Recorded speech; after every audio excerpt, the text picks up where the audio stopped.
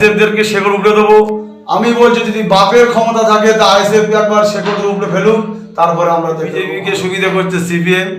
তা যদি না হতো আজকে ডায়মন্ডে নওশাদ সিদ্দিকীকে কেন ছাড়ছে না? সিপিএম যদি মনে করে দুটো চারটে লোক নিয়ে যদি মনে করে যে আমরা ভোট করবো, করাতে পারে। যেমন যদি কাজ করে সিপিএম, তাহলে আমরা সিপিএমের সঙ্গে জোটে থাকবো না, আমরা একলা চলো রে আমরা লড়বো। দেখো ভাই, যত এর আগে যত ভোট হয়েছে সিপিএমের সঙ্গে আমরা জোটেছিলাম, সংযুক্ত মোর্চার আমাদের এমএলএ বার হয়েছে, সেইখান থেকে শুরু করে সিপিএমদের কাউকে কিছু হচ্ছে না। যত হচ্ছে সব আইএসএফের উপর দিয়ে, এবং আইএসএফের উপর দিয়ে যত ঘর ভাঙা, যত কেস কাবারি সব আইএসএফের উপরে হচ্ছে।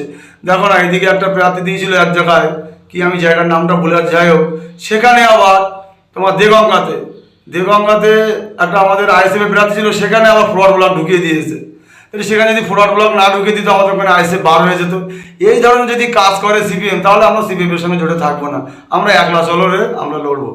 আমরা একলা চলতে ভালোবাসি এবং আমরা একলাই চলবো। সিপিএম যদি মনে করে দুটো চারটে লোক নিয়ে যদি মনে করে যে আমরা ভোট করবো, করাতে পারে, কোনো অসুবিধা নেই আমাদের। তবে হ্যাঁ, আমাদের সঙ্গে টেবিলে বসতে হবে, টেবিলে বসে কথা হবে। আপনারা যে বলছেন যে সিপিএম এর দুটো চারটে লোক, কিন্তু সিপিএম তো দীর্ঘ 34 বছর ক্ষমতায় ছিল, তারা আবারও পুনরায় রাজনীতিতে পুনরায় নতুন টানায়। আপনারা দেখো ভাই, কবে ঘি দিয়ে ভাত খেয়েছো সে নাম ভুলে যাও। এখন আমি ফের বলছি, এই বিজেপিকে সুবিধা করছে সিপিএম। তা যদি না হতো আজকে ডায়মন্ডে নওশাদ সিদ্দিকীকে কেন ছাড়ছে না? আজকে ভাঙড় তো আমরা ছেড়ে দিচ্ছি, তাহলে নওশাদ সিদ্দিকীকে কেন ছাড়ছে না আবার এতে ডায়মন্ডে? আজকে সর্ব জায়গায় প্রার্থী খুঁজে দিচ্ছে এই সিপিএম। আজকে আগে গত বিধানসভা থেকে কংগ্রেস একটু কংগ্রেস একটু করেছিল, এখন সিপিএম করছে। এই বিমান বসু বলছে কে নওশাদ সিদ্দিকী, কই আমি এরকম তো কোনো খবর পাইনি। এইসব ধরনের কথা সিপিএম। যাই হোক ভাই, আমরা কাঁধে কাঁধ মিলিয়ে লড়তে চাই। আগামী দিন আমরা লড়াই জারি থাকবে।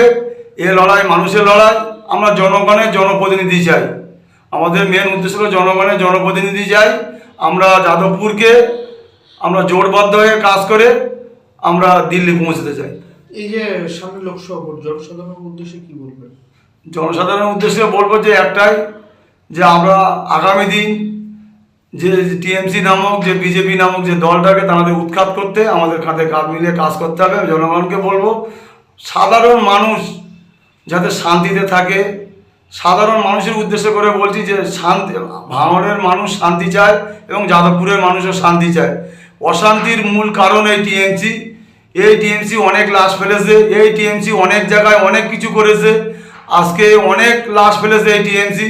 আজকে একটা ক্রিমিনালের মুখে বড় বড় ভাষা, সেই ক্রিমিনাল বলে আজকে অমুক করে নেবো, দেখে নেবো, আইএসএফদেরকে শেকড় উপড়ে দেবো।